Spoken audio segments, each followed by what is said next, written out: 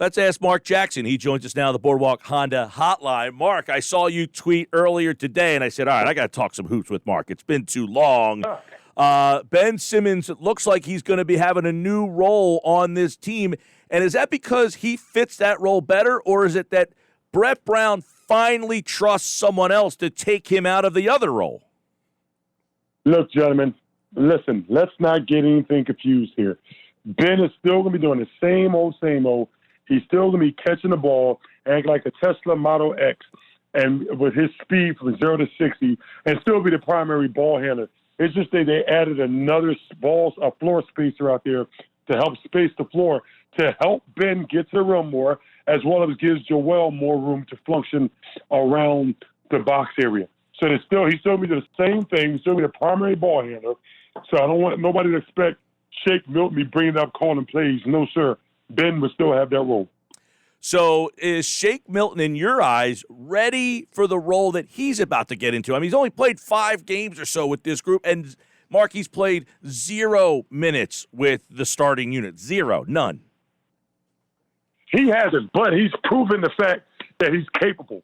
He's been proven from every time he's getting a chance that he is capable of being a contributor out there.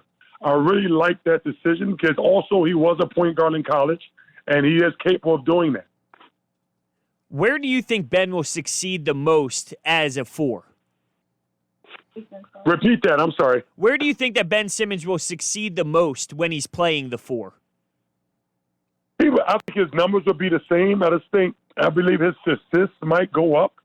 I just really believe that the only thing you're going to see a difference is I think you'll see his assist score, but I think his points and rebounds will stay around the same. I just think his assists will go up because it adds another floor spacer. You know, one of the things out of this is, I guess, Al Horford goes back to the bench. And what does that do for this team now? How do you see Al Horford's role moving forward with these 8 games and then the playoffs? I mean, they don't have a lot of time to kind of reconfigure this, but it looks like Al will be the guy going to the bench. Is that the move that you think is the best move for this team? Yes, I do. I think considering that Al initial was if he was playing 25 to 28 minutes, I think everything was going to work out well. I think when they signed him for that amount of money, I really believe that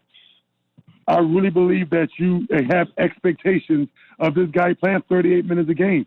And for this role of the 76ers, that's not the case. He needs to be a backup. He needs to be a backup to Joel, as well as when Joel misses games, still in at the 5 spot. That's what I think his primary role is for this team and for the success of the team.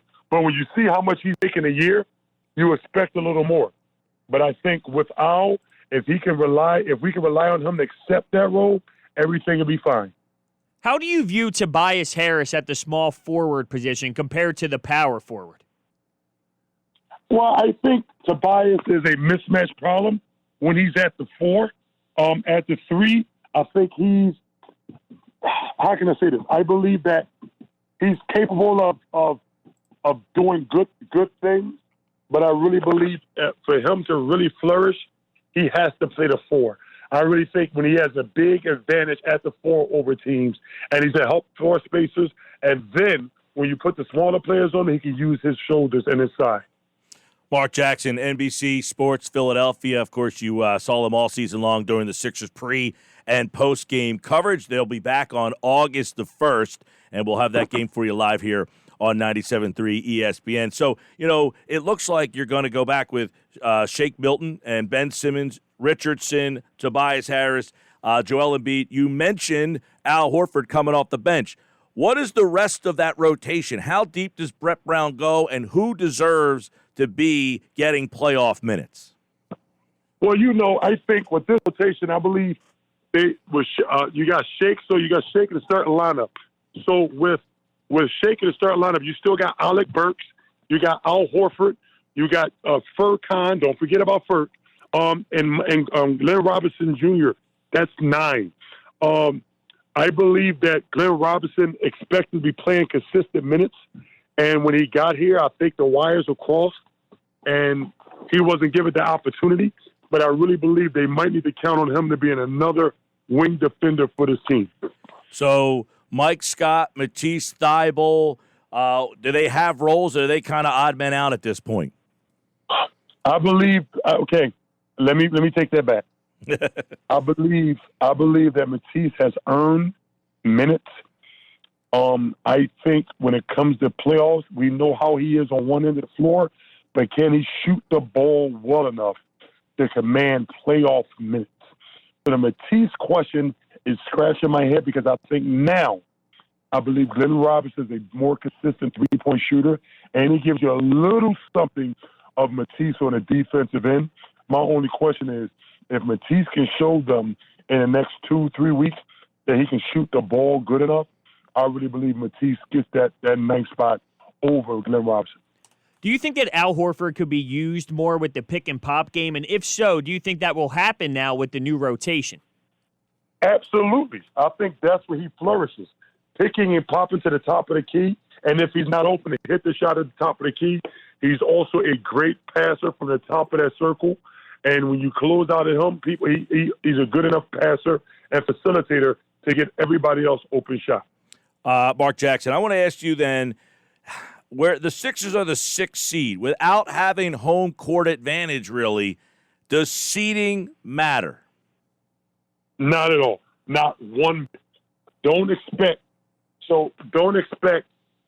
teams to be really focusing on winning games. I think it's all about matchups. If they have a chance to not get matched up with certain teams like Toronto, Milwaukee, look for teams to say, you know what, if this prevents from matching up with Toronto or somebody, we might look to rest guys.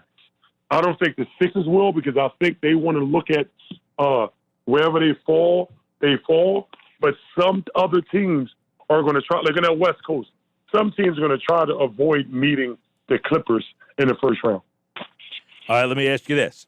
Who do the Sixers match up better with, Boston or Miami? I believe Miami. Yeah. I think Boston just has too much firepower, gentlemen.